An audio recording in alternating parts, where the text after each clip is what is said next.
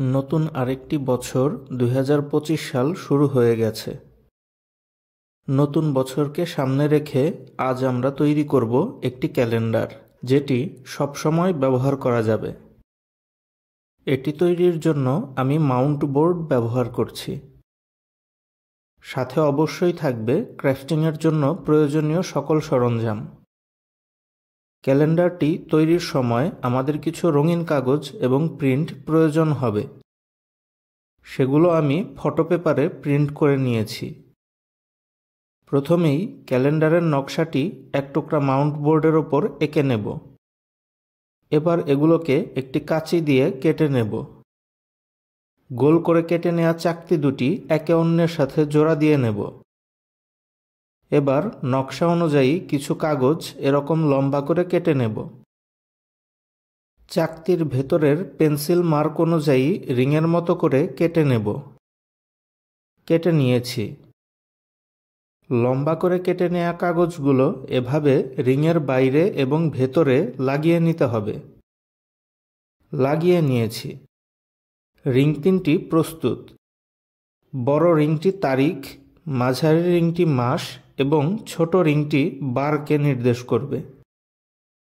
ক্যালেন্ডারের বাকি অংশের নকশা আরেক টুকরা বোর্ডে এঁকে নিয়েছি। এবার এগুলোকেও কেটে নেব। কেটে নেওয়া হয়ে গেলে পূর্বের মতোই একটি অন্যটির সঙ্গে জোড়া দিয়ে নেব।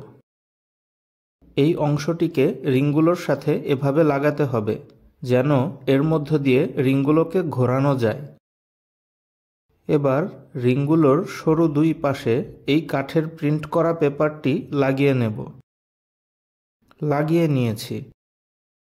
এবার ওপরের অংশে তারিখ, মাস এবং বার সংবলিত এই প্রিন্টেড কাগজটি লাগিয়ে নিতে হবে। এজন্য প্রিন্টেড কাগজগুলো কেটে নিয়েছি। এবার যথাস্থানে লাগিয়ে নিলাম। ক্যালেন্ডারটির ধারক ত্রিকোণাকার অংশটির মার্ক করা অংশ তিনটি কেটে নেব যেন এর মধ্য দিয়ে তারিখসহ অন্যান্য তথ্য দেখা যায়। রিংগুলো যেন সঠিকভাবে বসানো যায় এজন্য ভেতরে এভাবে ধনুক আকারে কাগজ লাগিয়ে নেব। লাগানো হয়ে গেছে। এবার ত্রিকোণাকার ধারকটির ওপরেও এরকম কাঠের প্রিন্ট লাগিয়ে নেব। এবার রিংগুলোকে জায়গা মতো বসিয়ে দিচ্ছি। প্রথমে বার, এরপর মাস, এরপর তারিখ। এরপর ওপরে এই ত্রিকোণাকার ঢাকনাটি লাগিয়ে নেব। লাগিয়ে নিয়েছি।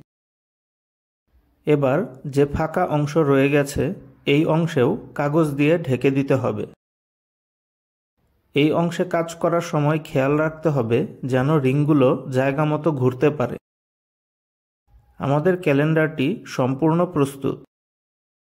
ভিডিওটি সম্পূর্ণ দেখার জন্য সবাইকে ধন্যবাদ। এরকম আরও ভিডিও দেখতে আমার চ্যানেলটি সাবস্ক্রাইব করুন এবং নতুন ভিডিওর নোটিফিকেশন পেতে পাশে থাকা বেল আইকনটি ক্লিক করুন। ভিডিওটি ভালো লাগলে লাইক, কমেন্ট ও শেয়ার করুন।